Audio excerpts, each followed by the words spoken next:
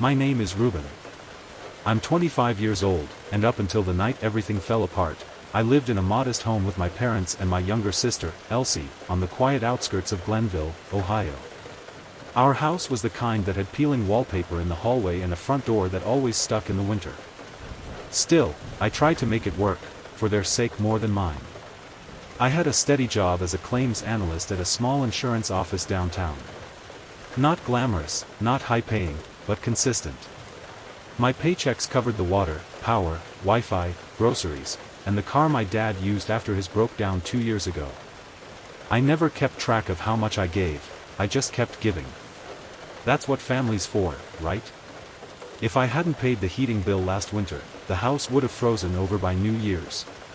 And no one even noticed the payment went through. No one asked. No one thanked. I used to tell myself they cared in quiet ways. That illusion shattered on Christmas Eve. That night, I came home late from work. Snow hadn't yet fallen, but the wind outside could slice through skin. I let myself in, still wrapped in my coat, the smell of stale coffee lingering on my sleeves. The tree stood half-decorated in the corner, same dusty ornaments from years ago, a single string of flickering lights. The kind that blinked off every few seconds, then sputtered back on like they were tired too. My mom, Geneva, was in the kitchen laying out food. Sliced ham, boxed stuffing, those sweet rolls she always overcooked. My dad, Chester, sat in his usual seat at the head of the table, swirling red wine in a glass as if it were something fancy. His eyes were locked on the overhead light, like it held the answers to everything he'd ever lost. Elsie sat across from his empty plate, scrolling silently on her phone. Her long black hair half covered her face. At 16, she'd grown good at disappearing in plain sight. I hung my coat on the wall hook, rubbed my cold hands together, and took my seat. I smiled at Elsie, who gave a small nod back. We didn't talk much in front of them, but we understood each other in the kind of way only siblings surviving the same storm could. Dinner began in that heavy hush only families like ours could perfect, knife and fork tapping on chipped plates, a faint Christmas tune playing on the kitchen radio, the occasional sigh from Dad. I was mid-scoop into a pile of mashed potatoes when it happened. The sound was sharp, sudden. My father slammed his knife against the table so hard the whole setting jumped. The silence after was louder than the impact. I looked up, startled. Everyone froze. He stared straight at me. "You're not a kid anymore, Ruben," he said, voice even but cold. "You're a man. And it's time you started living like one. You don't belong here anymore." I blinked, confused. "What?" "You heard me," he said, gripping the stem of his glass. "You've been freeloading off us long enough. It's time to move out." I couldn't speak at first. My mouth opened, but nothing came out. I looked at my mother, hoping she'd laugh, wave it off, or correct him. But she didn't. She didn't even look at me. She just picked up a spoon and started stirring the green beans like she hadn't heard him at all. I let out a breath. "Dad, I pay the bills. I cover the car, the groceries, the—" "You're not entitled to pity just because you pitch in," he interrupted. "You're not a child.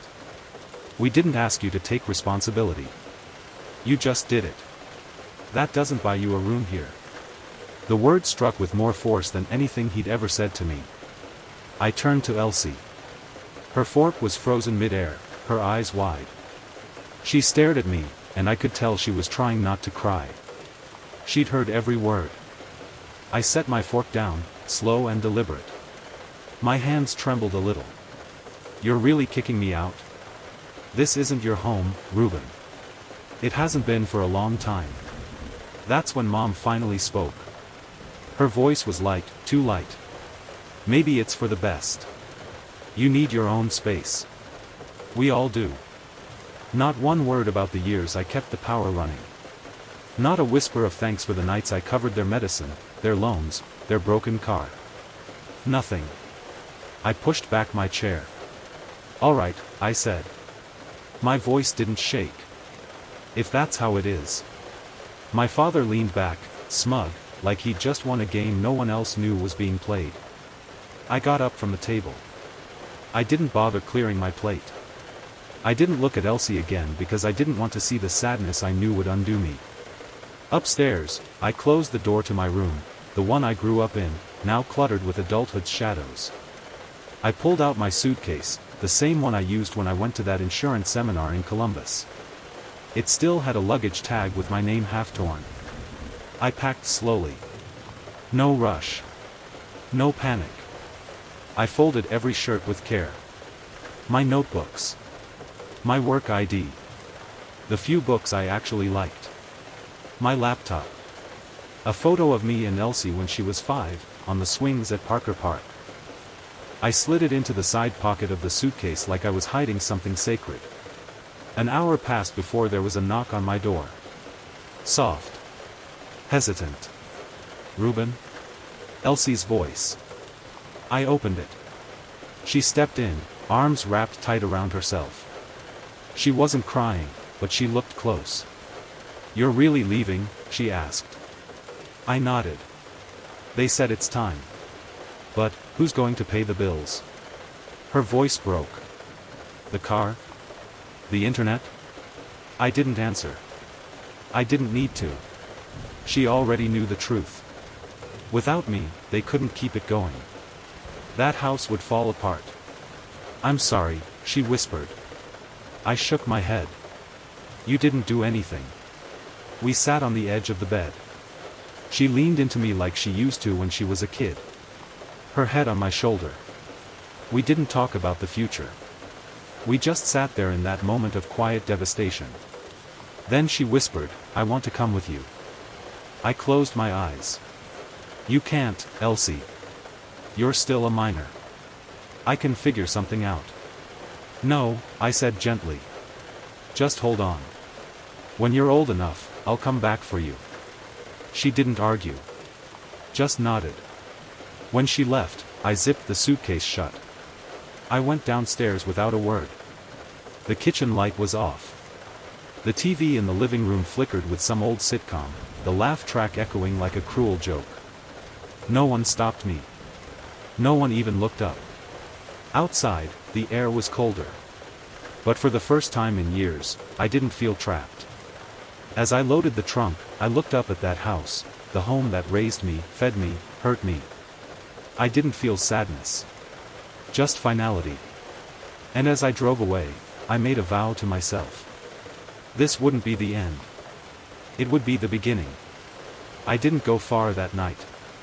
I drove around for a while, headlights sweeping across quiet streets, unsure if I felt more free or more numb. Eventually, I parked outside Nolan's apartment. He was a colleague from work, technically my supervisor, but more of a friend than anyone else in my life at that moment. He once offered me a couch if I ever needed it. I never thought I'd take him up on it. I knocked. When he opened the door, one look at my suitcase was enough. "You don't have to explain," he said. I didn't. His guest room was small, just a bed and a dresser, but that night it felt like a sanctuary. I lay awake staring at the ceiling, the weight of the last few hours pressing down on my chest. The next morning, I sat at his kitchen table, logged into my laptop, and opened every utility portal I had access to. Electric. Internet. Water. Car insurance. Streaming services. Every single one had my name listed as the payer. One by one, I removed myself.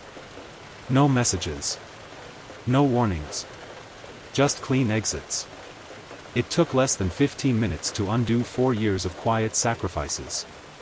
I didn't do it out of spite. I did it because they had made it clear, I wasn't part of the household. So I stopped acting like I was. That evening, while Nolan and I were eating leftovers, my phone buzzed. 4 missed calls from Mom. 3 from Dad.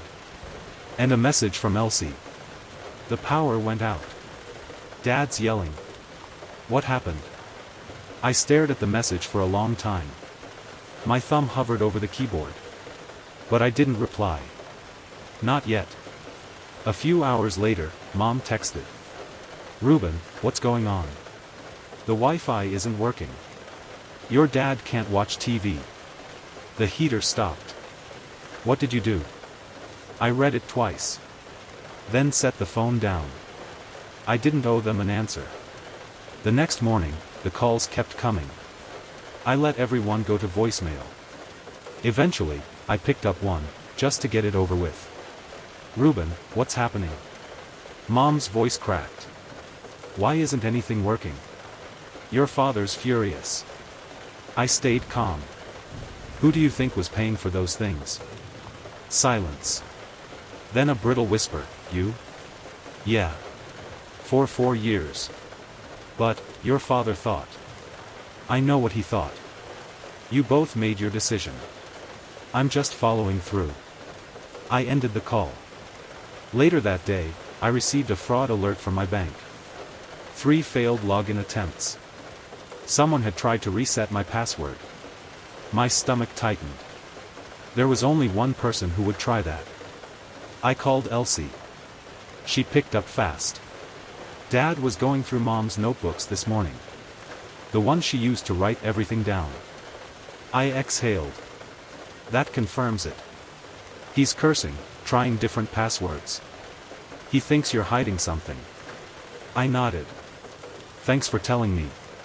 If anything happens, anything, you call me, okay?" "Okay." I spent the next hour securing every account. New passwords. 2-factor authentication. Extra security measures. I even set alerts to ping me the moment someone tried to log in. That night, I finally felt like I was building a wall high enough to keep them out. But just as I started to breathe, another text came through. This one from Elsie. "Mom had to cook on the stove because the microwave's not working. Dad lost it and punched the fuse box." I didn't answer. I stared at the screen, then turned off my phone. This wasn't my storm anymore. It was theirs. The next day, as I left the office, I saw 7 missed calls, all from Mom. On the 8th, I finally picked up. "Ruben," she shouted. "What have you done? Everything's breaking down. The TV's dead, the fridge isn't cold, your father says you're trying to ruin us." I stayed quiet for a beat. Then I said, "I turned off the things I was paying for." "You can't do that. This is your home." "No, it's not," I said calmly. "It's the house that kicked me out." "You're being cruel," she cried. "I'm living my life. What's cruel is how you expected me to sacrifice mine for yours." I hung up before she could respond.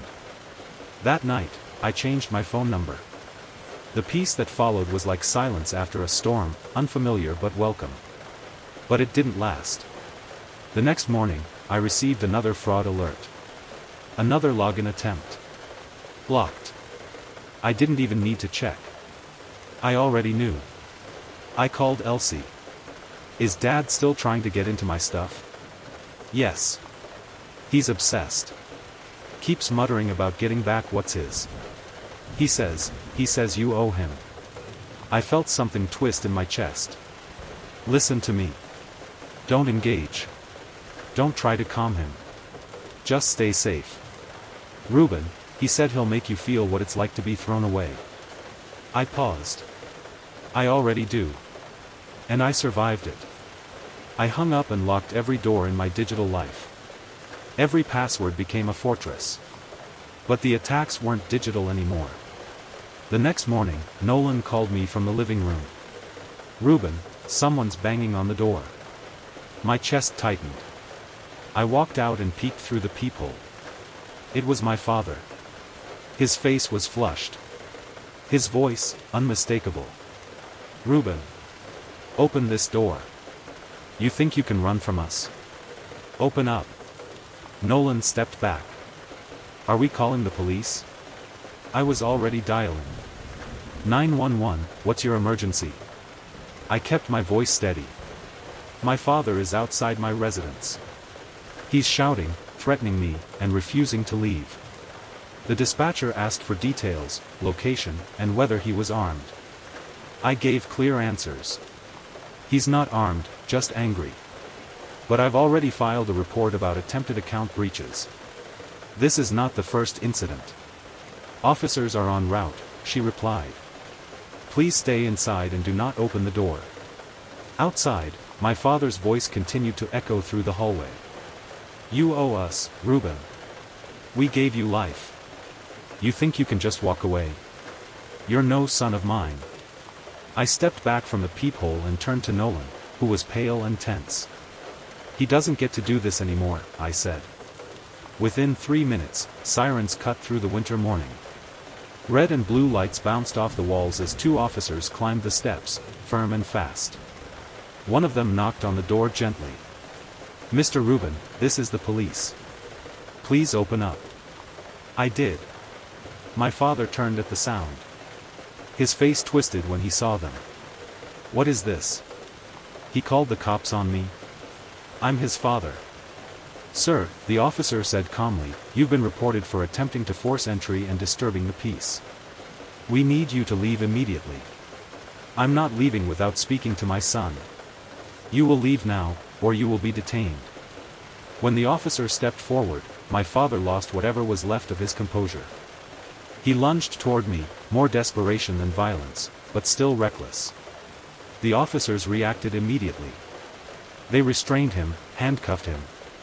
One read him his rights as he shouted through gritted teeth. You think this is over? You'll regret turning your back on us. I didn't flinch. You already turned your back first.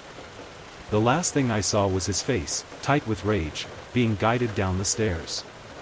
Nolan stood silently beside me. That was, he started, then stopped. Are you okay? I nodded.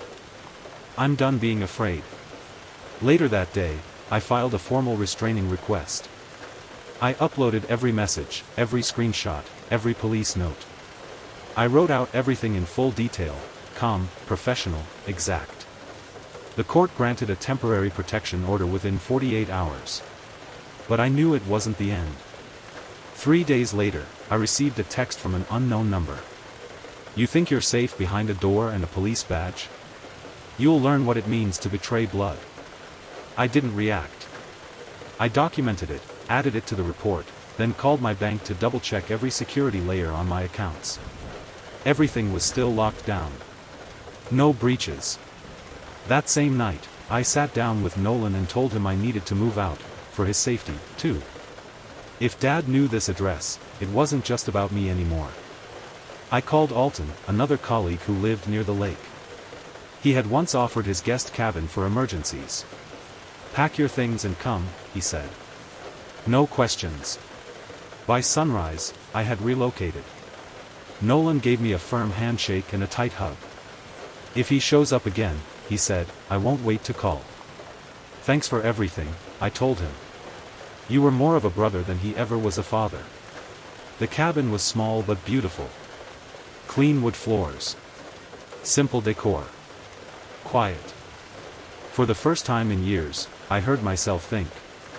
I set up my laptop, arranged my things, and submitted the paperwork to finalize the restraining order. That day, Elsie called. She whispered into the phone, Dad's worse than before. He's been ranting non-stop, blaming you for everything. Mom just watches. She doesn't say anything. I'm sorry you're still in that house, I said. But I'm still here. When you're ready, I'll come. I know, she said softly. Just, don't stop texting me. I never will. The next week passed quietly, until Ellis called again. Reuben, your car. I sat up. What about it? It's here. Parked outside the house. That's not possible. I have the keys. It's at Alton's. No. I'm looking at it. Same plate. The window's cracked open. And there's a coffee cup on the dash. The brand Mom uses. I froze. I called Alton. The spare key? I asked. In the drawer, untouched.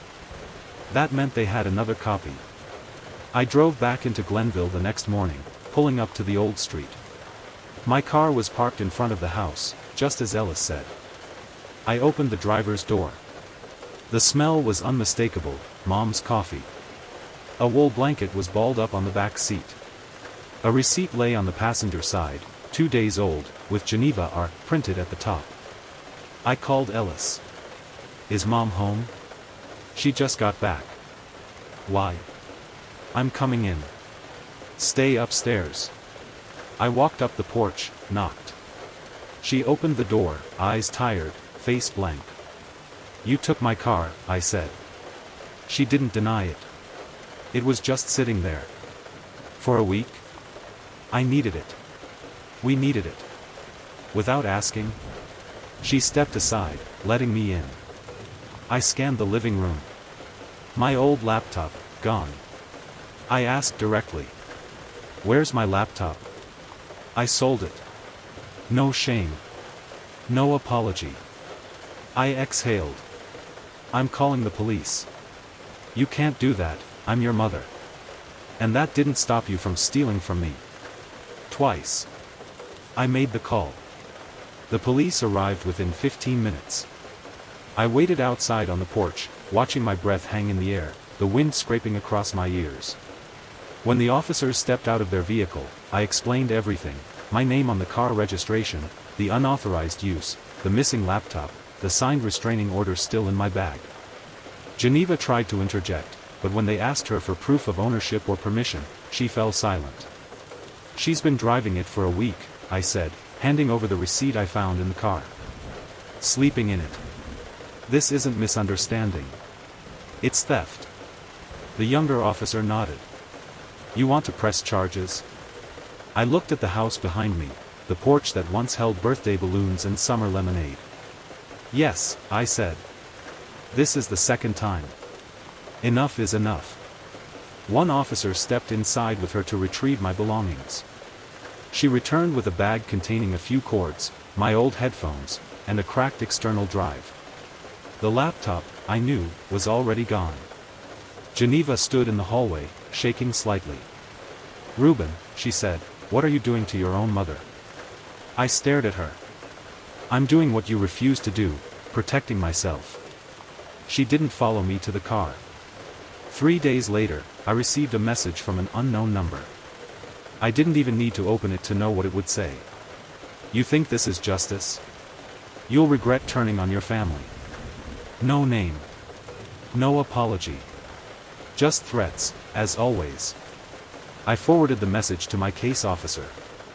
I had a digital folder of every incident, each screenshot labeled by date and context. My life had become a defense case file, but it gave me peace to know I was prepared. That weekend, I returned to the old house one last time, legally. I had filed a civil standby request to recover the last of my possessions, a few framed photos, documents from my filing cabinet, 2 jackets I hadn't had room for earlier. Ellis waited on the porch, his face pale and tired. You sure you want to go in? I nodded. I need to finish it. My mother was on the couch when I walked in. My father stood by the kitchen window. He didn't speak. Just stared. I didn't look at either of them. I went straight to my old room. It had been half emptied, the shelves dusty. A few childhood trophies lay face down in a drawer. My middle school report cards, curled from time and damp. I packed quietly. Downstairs, as I passed the kitchen, Geneva stood. You're really not going to say goodbye? I stopped. I said goodbye when you sold my things and told me I didn't belong here. It was your father. No, I said, turning slowly. It was you. You stood beside him. You could have said something. You didn't. You stayed quiet. Silence can be just as cruel. She lowered her eyes. My father took one step forward. You're weak. That's your problem. You always were. I smiled, not kindly. No. I was quiet. That's not the same thing. I pulled a second copy of the restraining order from my coat pocket and placed it on the hallway table. If either of you messages me again, shows up where I live, or tries to access anything with my name, you'll hear from my lawyer. The officer standing by the front door gave a quiet nod of support. I turned to Ellis. You okay? He nodded, but I could see the storm behind his eyes. I meant what I said, I reminded him. You're almost there. When it's time, I'll be back. That afternoon, I dropped the last of my boxes into the hallway of my new apartment. No roommates. No shadows in the corners. Just soft light, warm walls, and space. Naomi, an old friend from college, helped me hang the curtains. She'd been checking in ever since I moved away from Nolan's. "This place is, you," she said, handing me a mug of tea. "I'm glad you're starting over." "Me too," I whispered. In the weeks that followed, I built something new. I opened a bank account with different security layers. Set up a new workspace. Bought groceries that no one else would touch. Slept through the night for the first time in months. Ellis still texted. Quiet things. Got a B+ on my English essay. Found that old photo of us at the carnival. They barely talk anymore. Every message meant everything. Because every message said, "I'm still holding on." And then, one day, it came. I'm 18. No fanfare. Just 2 words that carried the weight of an entire lifetime. I drove to Glenville the next morning. He was waiting with a backpack and a box of books. He didn't even look back at the house. "Not taking much?" I asked. He smiled, small but firm. "None of it's worth keeping." I brought him to his college dorm, where I once studied. Helped him unpack, set up his schedule, buy snacks and laundry detergent. We sat down for dinner that night, just 2 brothers eating noodles in silence. "Do you think they'll try to reach out to me?" he asked. "Probably." "What should I do?" "Whatever gives you peace." He nodded. "Then I'll do what you did. Start over." Ellis and I settled into a rhythm neither of us had ever known growing up, normalcy. He called every few days. Sometimes to share a funny story about his roommate. Other times to ask about groceries, budgeting, or which laundry detergent wouldn't bleach his shirts. He never once asked about mom or dad. But I knew he still thought about them. We both did. Not out of longing, but out of reckoning. We had to make peace with what we came from to keep moving forward. One morning, he called just to say, "I woke up today and didn't feel like I owed anyone anything." It was weird. And good. That sentence stayed with me all day. Because for the first time, we were building something untouched by fear or guilt. As for my parents, I heard bits and pieces through distant relatives. After Ellis left, things deteriorated fast. The house was foreclosed within a year. Utilities remained unpaid. Dad tried to file a claim for financial hardship, but without consistent employment, it fell through. They were evicted. Geneva ended up working part-time at a laundromat. Chester, last I heard, was staying with an old friend on the east side of town. They sent a letter once. Handwritten. Untraceable address. Passed through someone I hadn't spoken to since high school. The letter was short. A few lines of blame. A few hints of regret. A statement about how families are supposed to stay together, no matter what. There was no apology. No recognition of what they had taken. I didn't reply. I had nothing left to give them, not even words. Instead, I poured everything into the life I was building. I found a rhythm in my apartment. Morning coffee. Evening walks. Weekend grocery runs where I didn't think twice about what someone else might need. I had a friend group again. We'd meet for game nights or dinner, sometimes just to exist in each other's company without chaos. It was peace, not perfection. But peace. One crisp fall afternoon, Ellis and I sat on a bench overlooking the river just outside town. Leaves danced across the pavement. The air smelled of wood smoke and drying leaves. He turned to me and said, "I used to think I'd never make it out. Like I was stuck living someone else's life." I nodded. "I know that feeling. But now?" He looked at me and smiled. "Now I can see everything that's possible. All because you left first." I didn't respond at first. Just stared out at the water. Then I said, "I didn't leave you behind. I walked away so I could be strong enough to come back for you." His eyes welled, just for a moment. But he didn't let the tears fall. We sat in that silence, not empty, not sad. Just full. Full of everything we'd survived and everything we still wanted to build. Because that's what this story became. Not a story of loss. Not even revenge. But a story of return. We returned to ourselves. To dignity. To lives of our own choosing. Some people say you can't pick your family. But I say you can pick the version of yourself that refuses to carry their weight any longer. And that version? That's the one worth fighting for. We still think about our parents from time to time. Sometimes in passing. Sometimes in dreams. But we don't live there anymore. We live here, in the present. In dorm rooms and riverside benches. In laughter that doesn't have to be silenced. In homes where the light stays on not because someone sacrifices everything, but because we share the load. Ellis is doing well now. Better than I ever did at that age. He texts me every test score. Sends memes. Tells me about the odd professors and the good ones. He's making friends. Setting boundaries. Living his life. And me? I finally sleep through the night. I still get up early. Still make my coffee. Still check my bank account, lock my door, keep my guard just a little up. But it's different now. Now I do it for myself. Because this life isn't borrowed. It's mine.